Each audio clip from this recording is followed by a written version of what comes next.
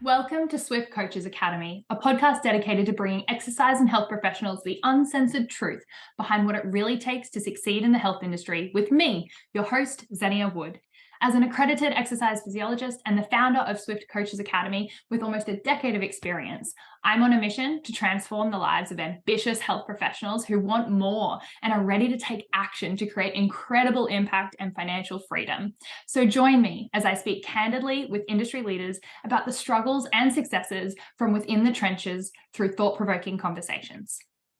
In this episode, Zenia's conversation is with Kayla Lee, a physiotherapist with a background in exercise and sports science who successfully pivoted from a traditional face-to-face physiotherapy to running a totally online education company, specializing in women's health for coaches and health pros. In this episode, we discuss Kayla's backstory and how she transitioned from physio to a highly sought-after business coach in the fitness industry. So welcome, Kayla. I'm so excited to have you on the podcast. Firstly, I would love to hear a little bit about your story, your background, and how you got started in business. Okay, so it's really funny because I actually have been so interested in business forever. Like when I was at high school, I chose like economics, commerce, the business studies subjects, but I just found them so uninspiring. And then when I left school, I had no idea what I wanted to do. I was like, do I go down the route of my passion, which is exercise and fitness, or do I go into my other passion, which is business? And so I actually took a year off and I did a business management course at TAFE, which again was just so uninspiring. So then I went off to university. I did my exercise and sports science degree. I did my physiotherapy degree. And then I went off and, got a job like how everyone's like kind of conditioned to do it. You know what I mean? Yeah. And I worked in clinic for about 2 years. And then I was like, I can't do this anymore. Like being at university and just having the freedom, I guess, to work when I wanted. Like I was working as a PT at the time as well as studying, and choosing your hours, just being able to train when I wanted throughout the day, studying when I wanted, all that kind of stuff. Obviously there are a few things that were structured there, and then going into like not even a 9 to 5 but like a 7 to 7 straight out is, and was that so tough. Was that employee when you did the physio work? Yeah. So I started out as an employee in the first clinic that I worked in, and it was very much, this is how you do things. Like this is how you treat a back, treat a knee, very much like protocol, which, being straight out of university and knowing nothing as a new grad physio was extremely helpful because I had a framework to work with. But it got to about 9 months. And while I was working there, it was very much a very successful clinic as well. And my employer was also very much like, make sure you rebook people, make sure you're like assertive and like get them in this many times a week and tell them what they need, not just like let them go and book in when they need kind of thing. And so I learned a lot of like that side of the business through there, which is amazing. But then I was like, this is like too much. So I also changed state. I moved state. So I started working in another clinic that I had a lot more autonomy at. So it was pretty much the opposite. It was like, go off and do whatever you want kind of thing. Cool. And I'm so glad I didn't go there first, because I would have no idea like how to rebook clients, like how to treat left to my own devices kind of thing. Yeah. And so I actually did really well at that clinic. Like my books were full within a couple of weeks because I knew how to rebook clients. I knew how to treat certain things, and I was very confident. But again, like I missed my personal training. I missed my coaching, and I also missed like the freedom that I had during that time. So after that, I went off and did a little stint over in Japan, and then I came back and I started working at a boutique studio gym, part-time coaching and then part-time physio. So I was working for someone but doing what I loved in terms of like coaching and PTing.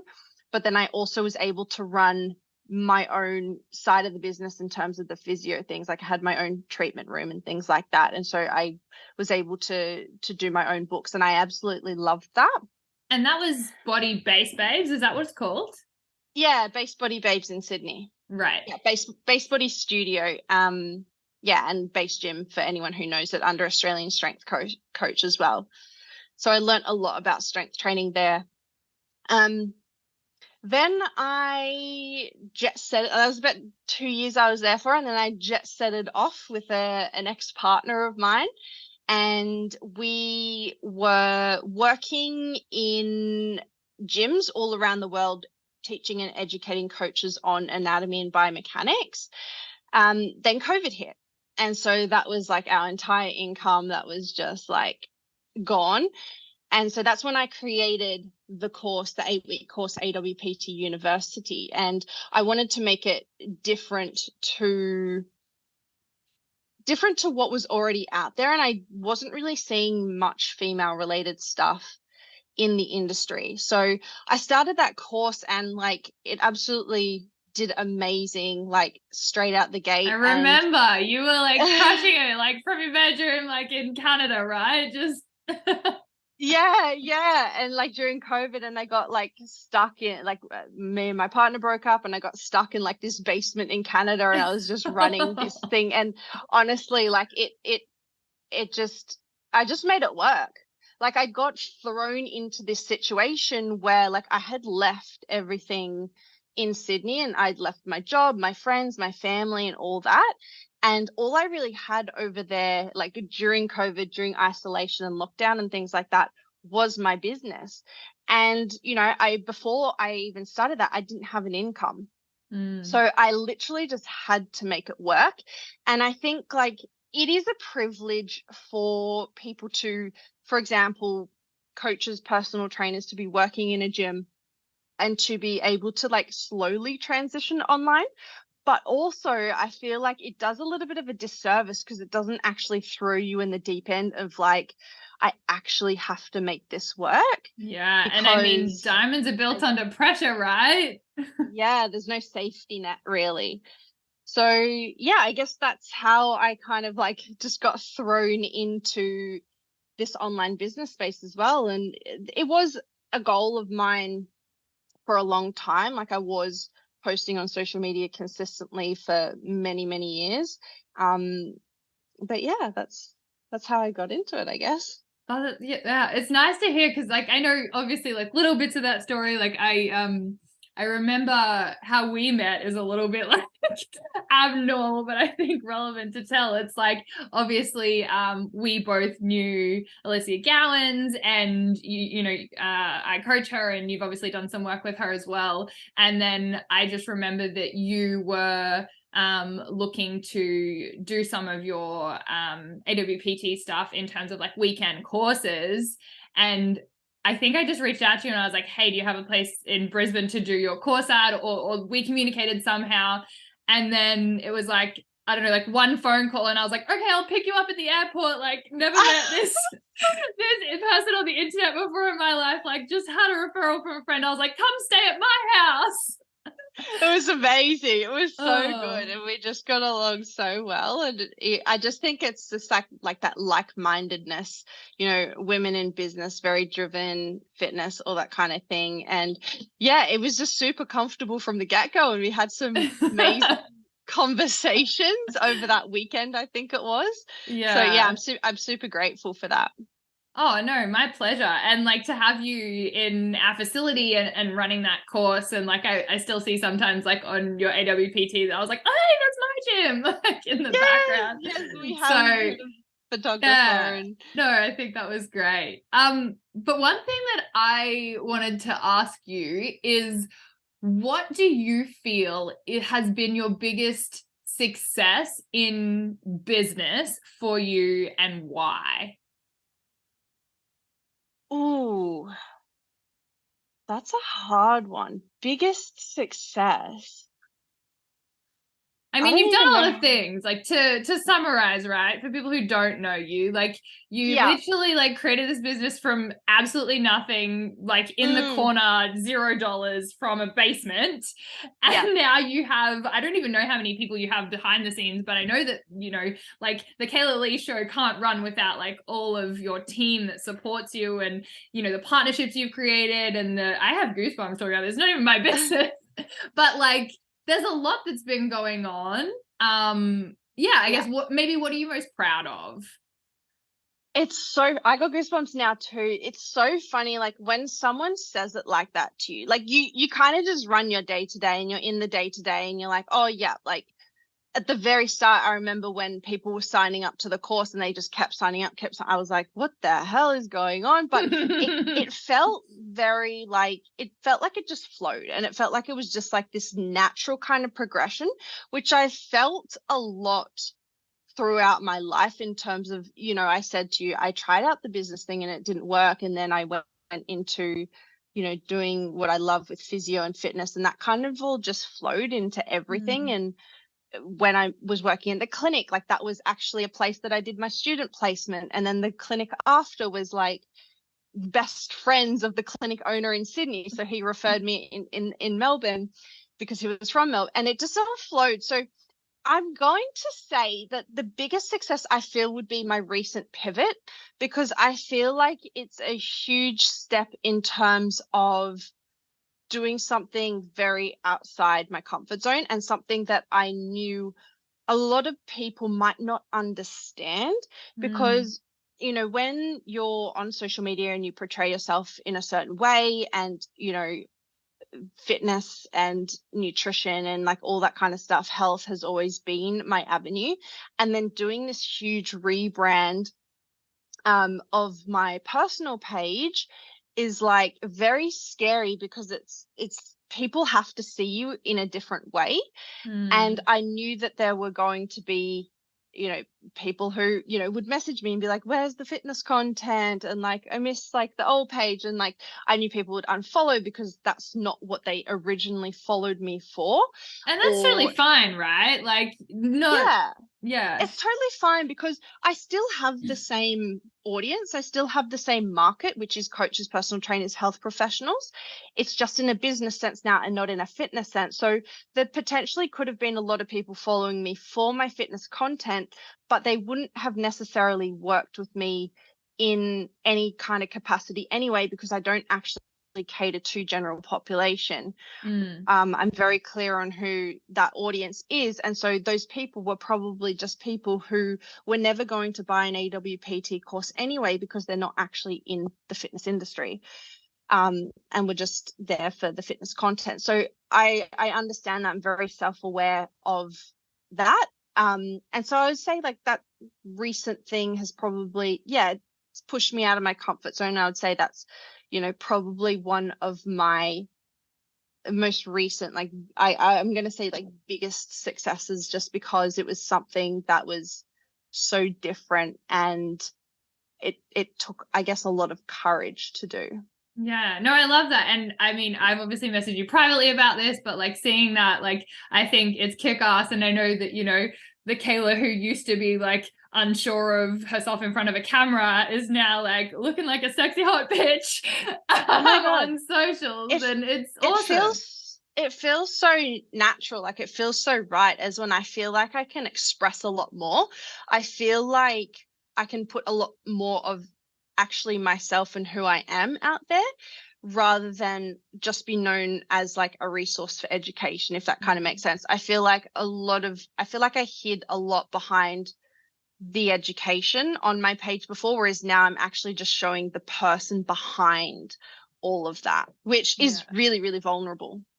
And props to you for doing that, because like you said, like that's not an easy thing to do. But I also really admire the fact that, you know, like, I guess when you're a health professional, there does come sort of this professionalism, and you can't be in risky attire, or like, you know, what are other people in the industry going to think of you? And so to be able to effectively like become a personal brand, not a health professional brand, is obviously a huge transition, and obviously the business coaching side of things has just blown up from what I'm seeing anyway. But what I wanted to ask is, in terms of your business, so we know your your biggest success has been the recent pivot to being more personal branding, high performance business coaching.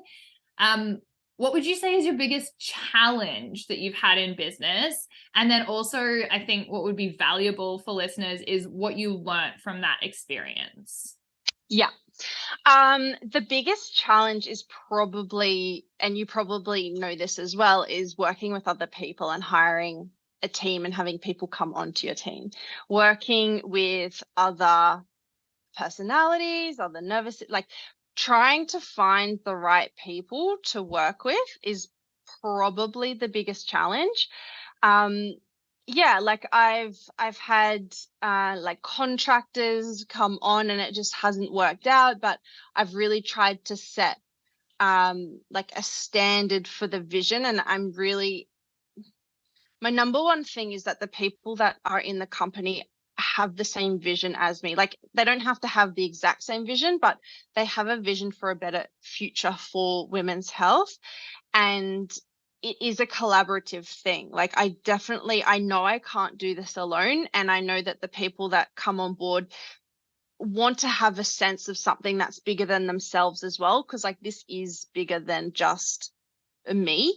And so, you know, I've had like contractors come on and they've created courses for us and things like that. And it's been very much like a transaction in terms of like, okay, you know, they're getting paid or they want exposure or, you know, for their own business. And so it is and I'm all for like supporting everyone who comes on here, as long as there is that distinction that it is very much like something that it does have to be a little bit selfless, because it is something that is going to change I'm hoping, I mean, yeah, it's going to change the industry. It is absolutely fucking already changing the industry. I'm going to own that. Yeah. So I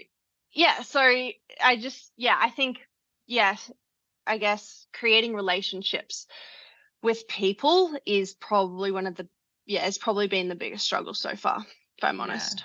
And so what have you learned from that? So number one is just to have clear communication is the biggest thing. So clear communication, clear, like setting boundaries, setting the standard, you know, having agreements and that in place is really important for protection of both parties as well. So making sure that both parties feel respected, both parties feel like they're getting everything they want out of the like collaboration or out of the relationship and the agreement. And again, like the biggest one probably, and this is probably something that isn't that obvious, is going with my gut instinct. So like you kind of get a sense of people, like you can get like, I had this gut feeling and I was like, oh no, it'll be fine, like, you know, we've been through all this together and and then like boundaries being broken or like miscommunication and things like that. It's for I guess the protection of AWPT, like that is my biggest protection, but then also protection of myself as well, because you know I've worked with friends and it didn't work out and then we're no longer friends and things like that. So the biggest lesson is to just like go with my gut, go with my intuition, and if it doesn't feel right, like there's probably something a bit off. Yeah, no, I love that. I think, you know, that's a huge lesson, because a lot of people who are probably following either of us are really in that transition period of like pivoting or needing someone else to create their own vision. But like that's a huge step for people to take alone and to have no one else to sort of guide them through that process. Did you have someone who helped you like make your first hire, or like did you have any sort of, I guess, understanding or knowledge of that before you sort of jumped into it? Not really in terms of, like a contractor business sense. Like I had team members working for me who were doing like the social stuff and doing like behind the scenes admin VA tasks, and they were referred to me from someone else who I had worked with, and they are absolutely amazing, and that's just been the best relationship ever. They've been with me for 2 years now. So that was my first hire, but in terms of like the one that didn't go too well, not really. Like I didn't have really that much guidance from anyone, and I was kind of just like winging it and kind of just going with what I felt should and happen. then like lawyers support and things like that to get contracts and agreements, or so I do have lawyers that I worked with, and they did write up a contract, and the person, like, it was a very detailed contract, as lawyers do. And so I think because of all the jargon, it was very much like back and forth with the contract. And then what ended up happening is the contract never got signed, because I was like, there was all this back and forth, and I was like waiting for like confirmation and things like that of like where we were going to. So we ended up like doing it anyway because we were friends.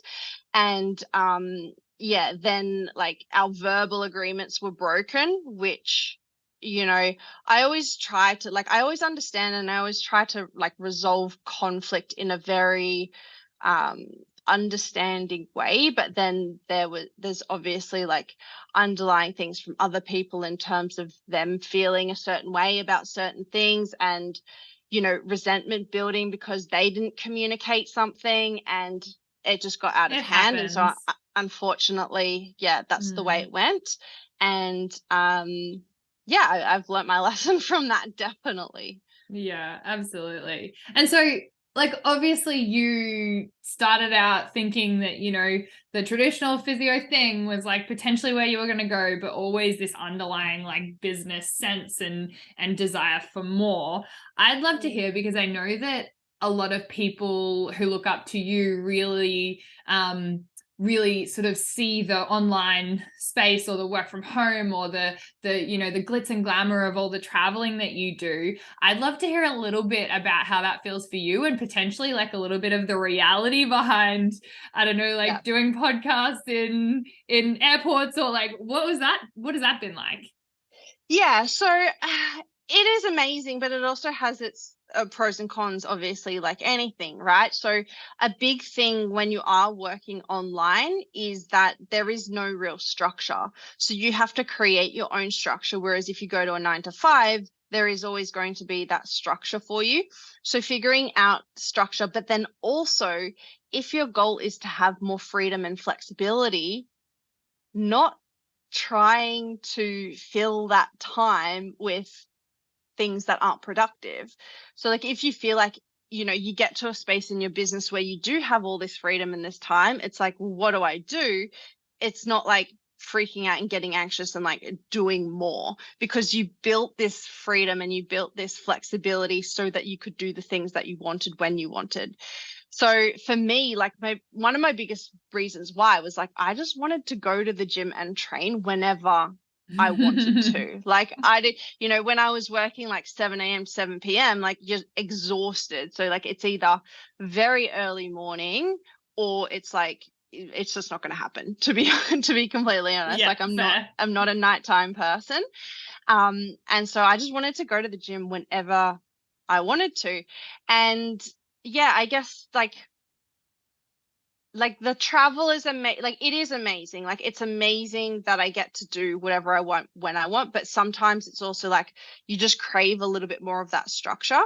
And when traveling takes it out of you, as much as like it looks amazing on social, like airports, like flight delays, packing, unpacking, living out of a suitcase. Like it is hard. Like it's not like like life is perfect, if you know what I mean. Like it's like lugging a 30-kilo suitcase up 3, 4, 5 flights of stairs in the middle of Portugal in 42-degree heat in the middle of winter with no aircon, like that kind of stuff. Oh goodness. But I guess it really is like first world problems. So yeah, like sometimes there's going to be quiet times when you have literally nothing to do, and you have to be okay with sitting still. And especially as like personal trainers, business coaches, it's very hard for us to sit still. And yeah, it's challenging as well. Yeah, absolutely. And I think, you know, with the travel and things like that, you know, we are creatures of habit and routine and structure. And I think it was really important that you touched on, you know, that we do need to create our own structure and figuring out what that looks like for us, whether it's I want to work 6 a.m. till midday and then I want the afternoons off, or whatever works for you. But I don't know about you, but I've actually found that I have come kind of like full circle in my business now, that it's like, you know, you work so hard for yourself, by yourself for so long, and you're just hustling and grinding and putting all the work, and there's no one to keep you accountable but yourself. And then you hire some people, and then obviously you have obligations to them and you have deadlines set. And if you're, you know, setting the standard and you're the owner of the company, then also I feel like now I actually quite love that my business manager like keeps me accountable, and she's like, this thing needs to be done, because I'm like, oh my God, thank God someone else made a decision. Yeah. Oh, I love that so much. Like, honestly, like when I get on those meetings with my team, it's just like, okay, we need to do this, we need to do this. And I'm like, and it's very much like, I'm not a detailed person. Yeah, so they'll think of things that I'm not thinking about, because I'm thinking like big picture, big vision, and they'll be like, okay, here's like the logistics of it, and like I need you to do this, and I need you to do it. And I'm like, just tell me what to do and I'll do it. But like if you don't, like I'm just like, okay, well, what needs to be done now? Like, no, you know, absolutely. And that's we look why at business owners as like these very organized people, but it's like literally like we're all over the place. We're literally winging it. Well, exactly. We are absolutely winging it. And I also think that, you know, obviously both you and I are very similar in what we do in our positions and whatnot. And hiring someone who is, you know, the difference to you and not the same as you is obviously the great way to go. Because if you didn't have any of the structure or the systems, or, you know, the things that the analytical side that obviously your team supports you with, they probably don't have the ideas and the business entrepreneurial side that you have. So it's like a perfect harmony to make sure that you have those people around you. Yeah, totally. Yeah. So this is just a question for my own personal information. But AWPT is obviously something that you're still doing. Have you like stepped away from that? Do you have other people running that now? Because obviously, you know, I see videos of you and things like that, but then your time and attention seems definitely to be shifted towards your business mentoring. Totally. So that's something that has been really, I guess, something that I wanted from the get-go with AWPT. Like very early on in my business, I knew I didn't want to be the face of it. And I knew there would be a period of time where I have to be the face of it, and I have to be the one like running it, doing all the things, the social media, all that kind of stuff. But I'm very much like, I don't want it to be a personal brand. I want it to be its own entity. And so that's why this year I have been able to step away a little bit. I'll still be obviously doing a lot of things within my community, on the social media, like on the Instagram page. But I do have team members helping me behind the scenes to run that page, because running your own Instagram is a full-time job in itself.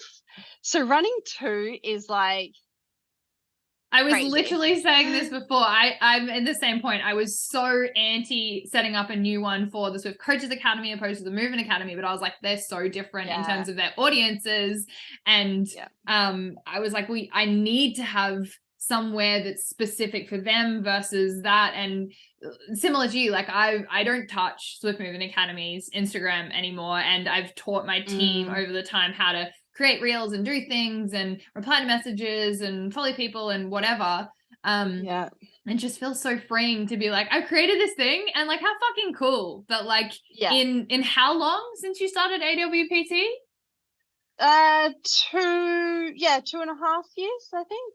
Yeah, for you to be able to like step away from that and be able to be like, I can sort of oversee now is such an incredible incredible journey for you to be taking on. Like, obviously not just counting the, you know, the decade before that you really like were in the trenches, and I think that's super important too. But how do you manage your time in terms of those? Do you have set days for things, or what's your structure look like? Wrong question. There is no structure. Like I check the Instagram page daily. I'm in the Facebook page daily. It doesn't really take me too much to do those things. Like I said before, I have a social media manager who does do all the posting, and what we've done actually is download and repurpose reels that I've actually put on my personal page when it was Kayla Lee Physio. And so now we've been just really efficient with content, so we're able to put educational content on the page that actually hasn't been seen on that page before, as well as I have someone who helps me with my podcast now. So she reaches out to everyone who she wants to do a podcast, because I'm very much, and we spoke about this, like I like doing my podcast in person, so I'm not great with like reaching out to people and like organizing and all that kind of stuff. So she has that consistent for us, and she'll create graphics and images to go on that page weekly. We've already got the reels and stuff like that, and then she'll just create a couple of more educational posts as well. So really I just monitor it. I just go in, like I have a look daily, like the posts come up on my own Instagram as well, so I see what comes up. And it's just because my team's been doing it for so long now, and they have access to all my back end stuff. So like they have access to the course material, so they know what's coming up. We have weekly meetings. So that's really all it takes. I've just hired another girl as well who was actually in one of my mentorships. So she's actually done the course, she's done my mentorship. So she knows all the content, she knows what I'm about, she knows everything, but she also has a background in social media management. So it's like the perfect mix. Absolutely. So really AWPT doesn't take up too much of my time. Last year was a lot of experimentation in terms of we were bringing out new courses.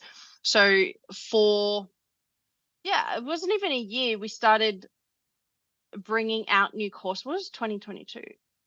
2020. All of 2021, all I ran was AWPT.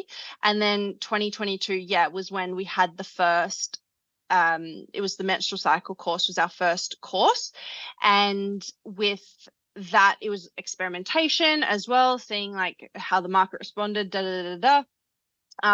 brought out like a neuroscience course, a weightlifting course. I was doing some like anatomy masterclasses and courses and things like that. So it was a lot of like launching and seeing how things worked, and a lot of experimentation. This year, though, I feel like is all about refinement, because we also launched a nutrition course, which has absolutely just like gone off, and it's going to change the industry, because I don't know anything out there like it at the moment. And so we're really starting to create my vision, which was AWPT University is like a course, and we have semesters. So we've got nutrition semester happening starting Feb. We're going to have anatomy semester, then we're going to have a pre and postnatal semester, and then maybe at the end of the year it might be something more to do with like nervous system, breathing, mindset, business, maybe, because I do have a lot of business stuff over on my personal page now. So now it's basically, we've pretty much, once pre and postnatal is done, got our product suite, and then it's just about building out the funnels and things like that and making sure it's all running smoothly, and then just marketing really like the company as a whole, as a degree basically, and you have these subjects within the degree. So that's what this year is going to be about, and I think it's going to take a lot. It's going to take a lot less in terms of like there's so many things to do, and it's just going to make it like more refined, more easier for our clients to know like the difference between them. And yeah, I'm looking forward to that. That's so cool. I love that. I mean, both of us with allied health uni degrees, like I've intentionally also created my educational mentorship around, like I call it all the shit you wish you learned at uni but didn't, in a practical applied perspective. So like, we go to uni and then we're like, oh, uni could have done it better. And you think that's the pinnacle when you're in it, and then you're like walk out the doors with your piece of paper and you're like, fuck, I don't know anything. 100%. So I love 100%. that. And also like just from a business sense, I'm assuming there's probably like enrollment for the year or whatever, and they can sign up to all of it, or like potentially I guess creating scarcity and urgency, because it's like, well, this is the semester for the menstrual cycle. If you don't sign up, it's not until next year, right? Yeah. So yeah, it is. I do want it to run like a uni year would, basically. So you can start at different semesters if you do want to do the whole like year experience.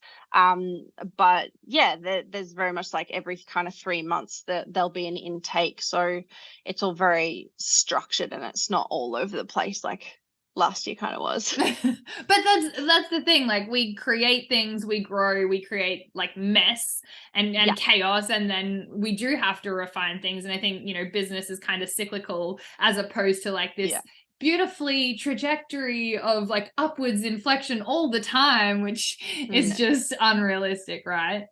Yeah.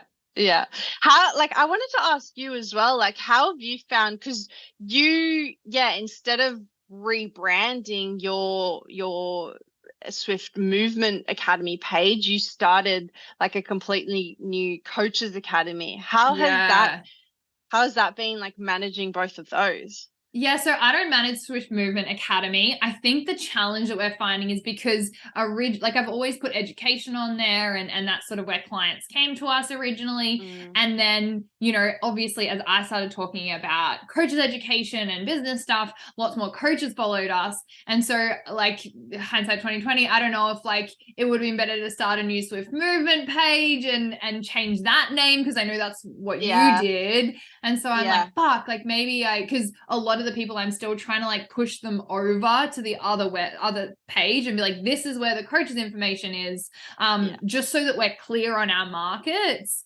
So that's probably the biggest challenge for me, is that people don't know, or not enough. It's like, I don't know, it's like 1/10 of the people on our movement are on the coaches. And I try to cross post a little bit, but I really want to try and get people across. And, we have other avenues to reach them and things like that. Instagram followers is not like what I'm, making my business goals about, because they're just vanity metrics. But I think it has been harder to reach out to them and find those people because of the transition, and people just don't know because you're not talking about it every single day. Yeah, I think either way, like you're going to think the opposite.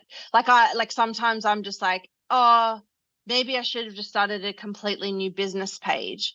You know what I mean? So either way, I think is perfect. Whichever way you did it is perfect. Because like if you did the other way, then you'd be wondering like what the other way would have been like. Curly hair wants straight hair wants curly hair. Yeah, 100%. Yeah, what you can't have. So like, I think that's cool. Like, just stick to your guns. And like, Instagram is so different these days as well. Like it is what it is. But I mean, like I have heard that smaller accounts are doing better now anyway for engagement. So who knows? Like, I mean, it's one platform. I'm not, sitting and holding my breath over that. So I'm not too fast. One thing I wanted to ask you is like, I've seen I'm sure you've been doing it for a while, but I've seen more recently, you've obviously been talking about you investing back into your business and the importance of having your own mentor. And something that I see you talk about a lot is time collapsing. I'd love if you could like expand on what that means to you and how you've managed to do that and now how you support other people to do that. Yeah. Amazing question. So time collapsing is basically like doing the same thing, but in a shorter time span. So say, for example, it used to take me a month to do, I don't know, whatever, to get to a certain revenue point, whatever. Time collapsing would mean that I could now do it in like 2 weeks or 1 week or 1 day kind of thing. So I think being able to access other people's minds and experience and knowledge and paying for that is one of the best investments that you can make, because if there is anything that is finite, it's time. Like money is not even finite, right? Like there's so much money available in the world that it just keeps flowing. Like if there's not enough, the government just prints some more, right? Exactly. So like if you like spend money, like there's not a time when you can't make it back. You know what I mean? So like, you know, if you invest into something or you buy something, whatever it is, like you can always make more money. Like you're never not going to be able to make more money. Whereas with time, it's finite, right? Like you have a finite amount of time. So being able to exchange money for time back and being able to collapse time, like instead of me taking, I don't know, like 5 years to build my business to where it is, it's taken me 2 kind of thing, if you know what I mean.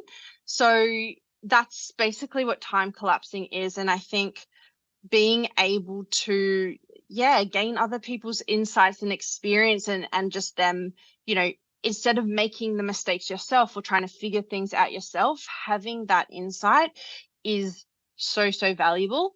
And it's just a huge investment that will always pay returns. Yeah, I love that. And I mean, you know, I've invested really heavily in the last 12 months in my business. I saw your post. I was like, holy shit. Yeah, I was like, house deposit or business mentor? Oh, I think the business mentor is going to pay off. So, you know, like I'm so okay with that. The way I look at it, right, like you're always going to be your best return on investment.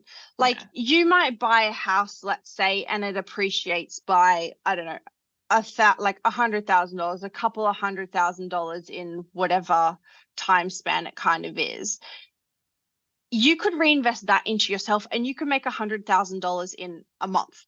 Like you're always going to be a better return on investment investing into yourself than a house, or even like, I mean, we all know that cars are a depreciating asset, but anything that loses value, you'll never, even if you invest in yourself and you don't make your investment back in a certain amount of time or whatever, you're still better off because you've gained knowledge.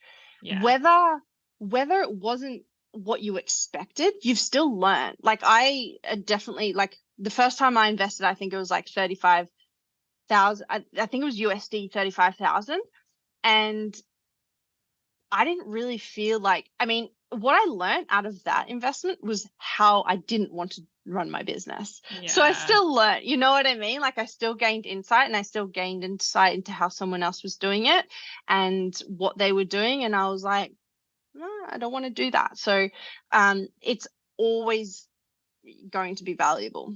Yeah, absolutely. I think, you know, you, like you said, I've absolutely learned those lessons of like, this is what not to do as well. And that can be incredibly valuable. And even if you don't make it back, you know, by the end of the course, let's say, when, you know, especially in business coaching, the idea is ROI should be positive, but let's say you didn't, you know, like checking in with yourself and seeing, you know, how many actions did you take and what were you doing, but also going like, well, what's the ROI in 5 years or 10 years from me learning this now? And that's, you know, like, there's no secret. I invested, I think it was like $158,000 in my business in the last 12 months. And that's not including like staff. So, you know, I'm not sitting here in my Lamborghini. I'm like just putting it back in and being like, let's go. And I don't care if that doesn't happen until 2030, right? But I know that I'm better off investing in me than having like another piece of land sit somewhere and like just be like, oh cool, now I have more mortgage repayments. Like it doesn't really service me. And you can always make a better return on your business if you know what you're doing and you're getting the right support. So I love that. 100%. One thing, a couple other things before we finish up today. I'd love to know, what do you feel like has been the best tip or strategy or maybe like mindset shift that you've learned from mentors specifically? I think that there are no rules. Like you can make up the rules to your business, I think is really freeing. Obviously, like being able to learn like systems and strategy and frameworks and you know, mindset shifts and things like that is really valuable.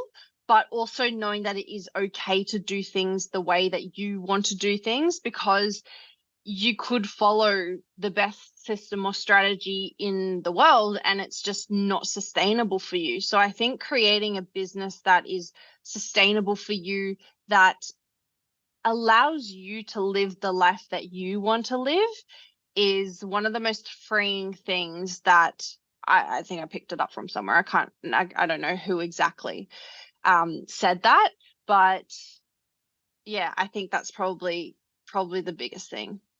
Yeah, no, definitely. I think because if you hate it while you're building it and you hate your life every single day, that's not why we build a business. We build a business for our life to be better and to be enriched. So if it's not, then what's the point? And I think people forget that, right? I think you can get in, and I definitely have done that before, where it's like, oh, I want to go and I want to do these 1,700 things. And, you know, I think 2022 for both of us was kind of like this bit of a shitstorm of let's do everything, but like reflecting and being like, hey, like, you know, now I have a partner as well, and I would like to clock off work and spend time with him. And, you know, I want to get back into playing beach volleyball. And I also want to like go for walks with my friends on like a weekday. And I also don't want to be restricted by all these rules and boundaries I've created in on myself because quote unquote people said that success equals $1 million in your business in 12 months or whatever that thing is that you sort of, you know, we see other people in the industry doing and you're going, oh well, I'm chasing that. But it's like, why? Like, do you have like a really true deep purpose as to why like that magical number needs to be hit for you? And like, instead of what does this create in my life? And like, does it create more chaos and more problems and more stress? Or can I actually leverage that and go, I don't actually need $1 million. I'd be so happy with 200K and like one virtual assistant and just doing me, and then being able to like, I don't know, drink pina coladas on the beach every day. Like whatever that is for you. I think that's so important that we sort of come back to that and stop holding ourselves to the opinions of others and these like arbitrary sort of markers that we're quote unquote supposed to hit for whatever quote unquote success means. Yeah, 100%. Yeah, I think that's probably the biggest one. Yeah, is like your own happiness. Yeah, that's huge. All right, I have a couple of other things before we finish up today. I would love to know, in health business industry, what's your biggest pet peeve? Okay, this is a good one. My biggest pet peeve is people not embodying what they're teaching on. So, for example, if it is business, it's like, oh, like learn how to run a multi-six-figure business when you don't actually have a multi-six-figure business. Like business coaches becoming business coaches before they've even got a successful business. And then the same in the fitness industry is also personal trainers and coaches who aren't embodying a healthy lifestyle. Like I don't necessarily think like physique is like that important, but it is to a certain extent. Like, you know, I mean, you can't be obese not going to the gym any day of the week and then going to train people. Yeah. So I think that's or like, for example, like there's a very well-known fitness influencer who's out partying every weekend and drinking alcohol and being like, this is fine, and eating fucking shit all the time and posting that on social media. And it's just like, this is not healthy. Or even like people saying like it's okay to be unhealthy. Like, you know, it's very much, I do believe in 80-20 or 90-10, whatever you want to call it, but I don't believe in just like, I don't want to say I don't believe in body acceptance. There needs to be a point of body acceptance, and you can't hate yourself into looking a certain way. But health behaviors, right? Like it's less about like what you physically look like and more about what your actions are projecting. Yeah. And yeah, your external will reflect your internal health as well. Yeah. No. Okay, cool. So I think oh, sorry. I was going to say, last thing I would love to leave everyone with is one thing that you're excited about in your world right now. Ooh, not being homeless. Like, if anyone's got a house and wants to give me a house, like, I'm homeless at the moment. By the way, Kayla's we're not doing this from like the streets. Kayla's inside a house. It's just not hers.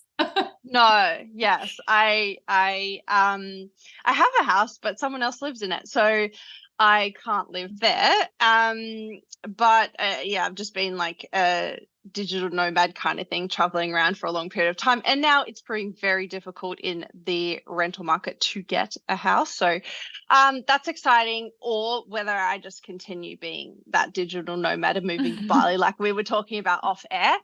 I think, I don't know, maybe just settling and slowing down a little bit. Like, I feel like the last couple of years have been pretty hectic, and now I really have a clearer vision on what I want for AWPT, for my business, for my life. Yeah, I don't know. I think just, you know, I mean, the pre-postnatal course coming out at the end of the year, that's exciting. You know, all the courses and programs that I'm running this year under my own personal brand for business coaching and mentoring, that's exciting. But yeah, I think just going with the flow a little bit more. Yeah, I love that. Final question, and this might be a collaborative approach, but I am huge on people taking action and making sure that these episodes are something that people can obviously get a lot of information from, but then go and action something from it. So I was wondering if you have like an actionable item or some sort of thing that the people listening who are obviously our same audience, our coaches, our personal trainers, our health professionals who are running their own business, what sort of actionable item do you think that they could take away from today? I think if you're just starting out in your online business and you're starting out on social media or whatever it is like getting into a rhythm of posting every day and getting on your stories every day.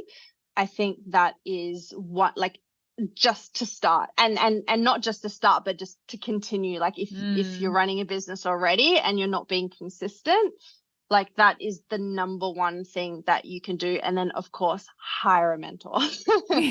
It's like you won't regret it. Like, you won't ever regret investing in yourself and deepening your knowledge and education around something that we are not taught at, you know, university or PT school or wherever it kind of is.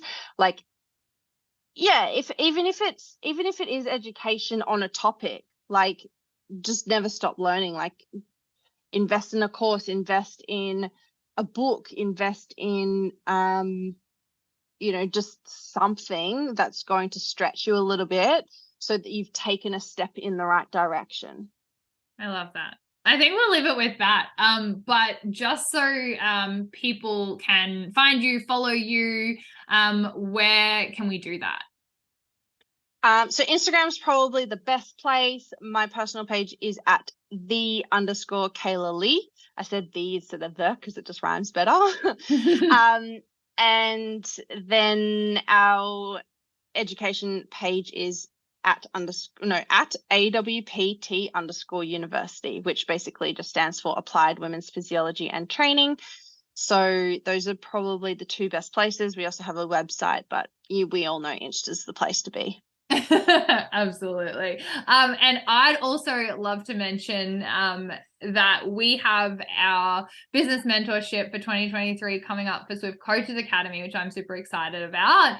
And we are launching that on the 31st of January, and we're already over 50% capacity for that, which is really exciting. I know. So if anyone wants to jump into that as well, we are taking applications. And you can find that on our website at swiftmovementacademy.com.au/biz-mentorship, or just go to the regular website and then follow the prompts. Boom. All right, perfect. I think that's all. And we need to catch up when you find a home in Brisbane. Yes. You're welcome in my home. I just don't have a bed for you, but the couch is available. Thank you so much. You're the best. Oh, of course, of course. If you enjoyed this episode, it'd honestly mean the world to us if you could share it with a friend or on your socials, follow and leave a quick review so that we can bring you more real, raw and uncensored stories from industry leaders. We also love hearing your feedback, so please DM us on Instagram at Swift Coaches Academy if you have suggestions for future guests or topics. Until next time, and in whatever you do, move swiftly.